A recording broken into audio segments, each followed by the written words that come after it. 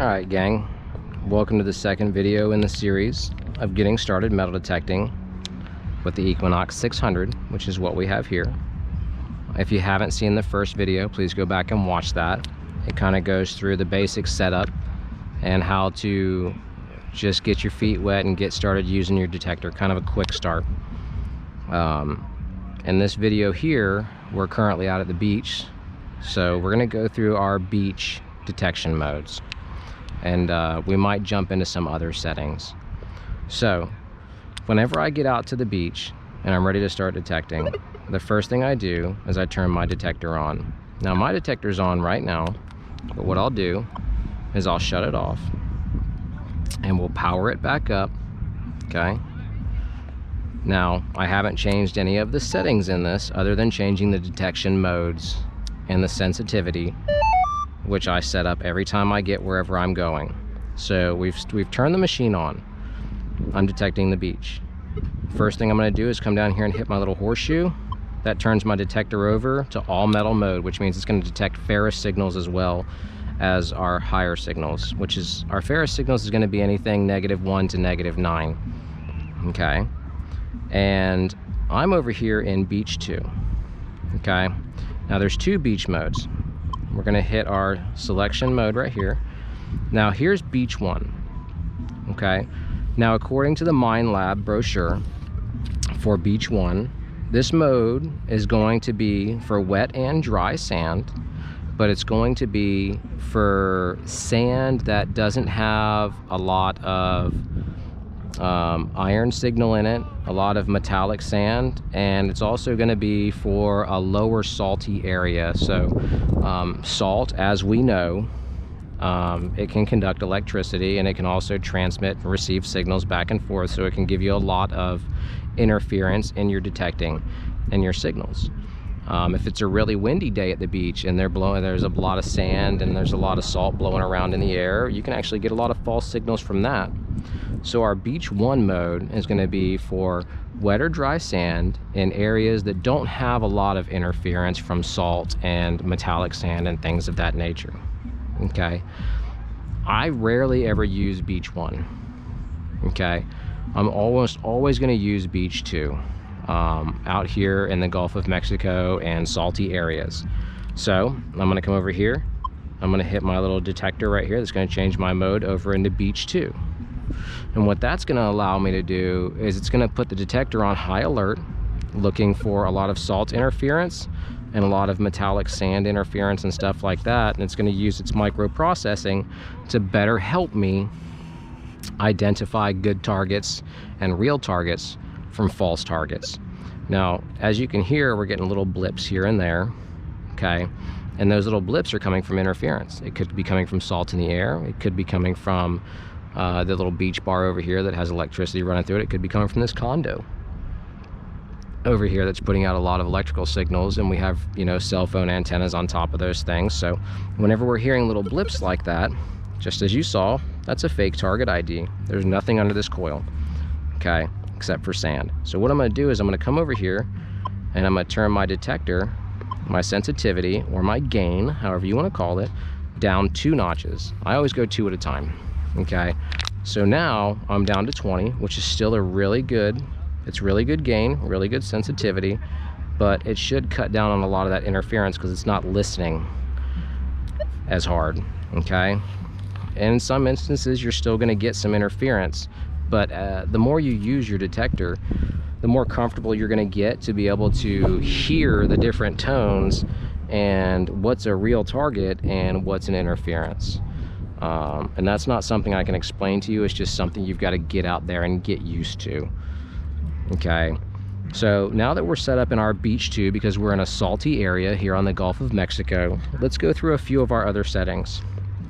Our settings are held here under this cog, this little gear icon. So we're going to press that, and the first thing it's going to do is bring us to our, it says AU, but as you can see, maybe you can or not, it's our first option here, and it says noise cancel. Okay, and that noise cancel is going to help us get rid of those interference signals that I was talking about. So what we're going to do is we're going to grab our coil and we're going to hold it a few inches off the ground, and we're going to hit our check mark right here by this check and this X, And as you can see, the detector is going to search through all of the signals, and it's going to put us on a channel to detect in that it hears the least amount of frequency. So what it does is it goes through all of its different channels that are available to it, and it listens to them all, and then it says, hey, this channel has the least amount of interference, and it puts you on that one. Okay, so to get to our next setting, we're going to press our gear again. This is our ground balance. Okay, I don't know how that got set to 1. I leave my ground balance on 0, but I'll go ahead and give you a rundown of what it's for real quick. So the ground balance is because different areas of ground, different soils, different sands, they all have different signals that they can give off, and this ground balance will help you by canceling out any false signals that can be coming from the different types of soil or sand you're in. So there are 2 modes to this. One is an automatic ground balance, which you're going to press your check mark 1 time, and you'll see this little squiggle here in the corner. Okay, and that means that my automatic ground balance is on. Okay, that's going to change the ground balance as I'm detecting while I'm detecting. Okay, I don't like using that because a lot of times it can change your ground balance, and you can actually lose small target signals and things like that because it's changing them so actively. If you are going to use it, my recommendation is to start with it off, and you're going to push and hold this check mark button, okay, until it starts to flash. You see that little squiggle start to flash now, everything's flashing, and you're going to hold that, and what you're going to do is you're going to pump your coil at the ground. Now, if I had a lot of ground interference here, our numbers would be changing, okay? And whenever the number stops changing, you let go. Now you're set at whatever the number is, okay? For ground balance, you can change it manually too by pressing the plus and minus. I don't know enough about it to do it manually. I usually leave it on 0, like I said, because I want to detect every signal. I don't care as much. I got a nice band playing over here. So that's our ground balance. Our volume adjustment, I always put it on the highest one. 25 is the highest you can get. Why? I want to hear everything, okay? And get yourself a good pair of headphones. That's going to help a lot, okay? The second here is your threshold level. This is to cancel out different tones. I don't play with it. I really don't. It's just something that's there for very experienced people that know how to use these machines, and they want to cancel out different tones. We're beginners here in this video, so we don't mess with that advanced stuff. The same thing right here, our target tone. That's gonna change how many tones you're gonna be able to hear.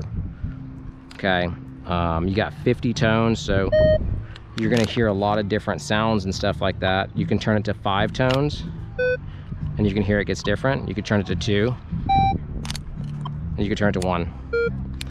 So that's how many tones. So as you go through the range of your different target IDs, you're gonna get different tones. 1, you're gonna get the same tone for everything.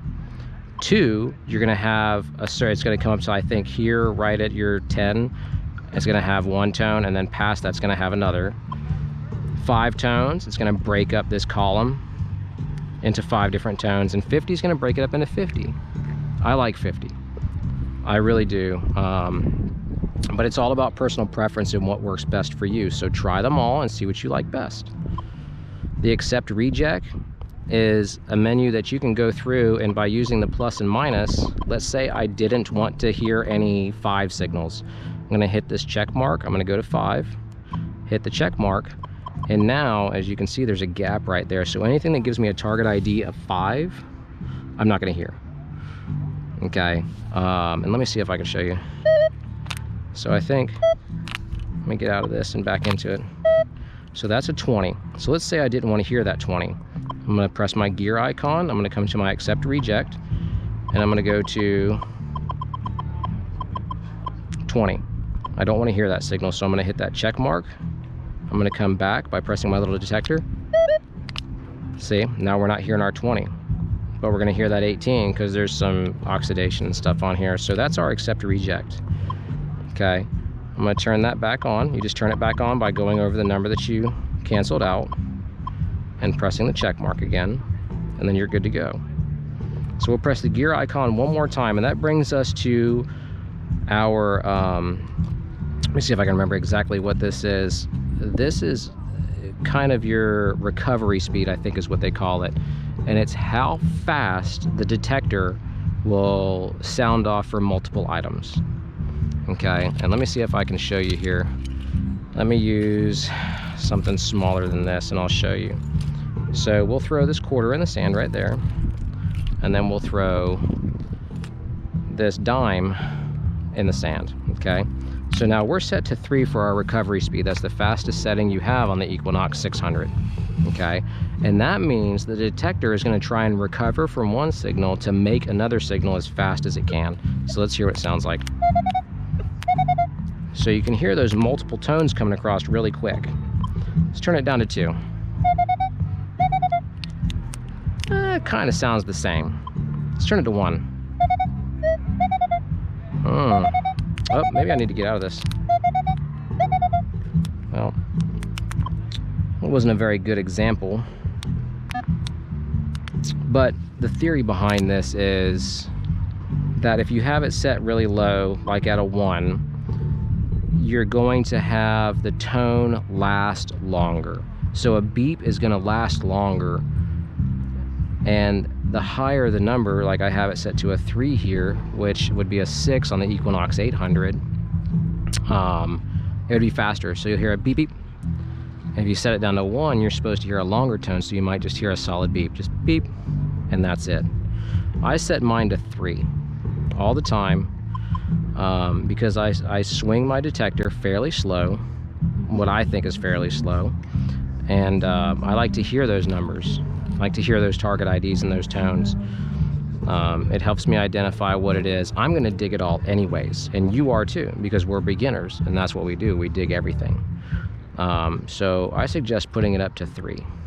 If you put it to 1, you might get a better chance at hearing a signal, but you might also lose a signal that's close to it, a target that might be close to it. So I keep mine at 3. I think the default is 2. Okay, so we're going to press our gear icon one more time, and that's going to bring us out of the setting menu. Okay, so now we are set up to metal detect on the beach. Okay, now I think I might have an iron target here to show you the difference between all metal mode and not. So what I have here is a bottle cap that's really rusted. Okay, so I'm going to throw this over here.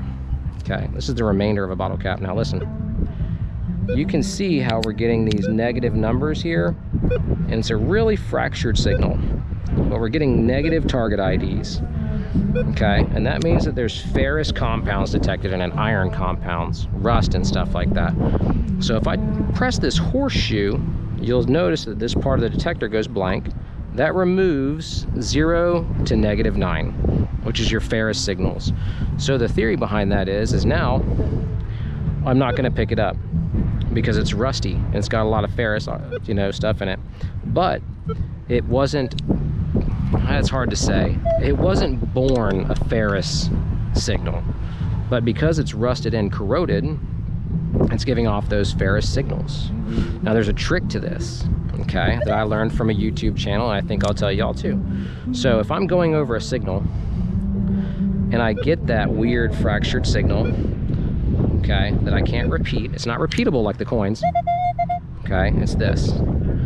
What you can do is turn your all metal mode on and go over it, and you'll hear that chatter. You'll get multiple signals, ferrous signals and higher signals.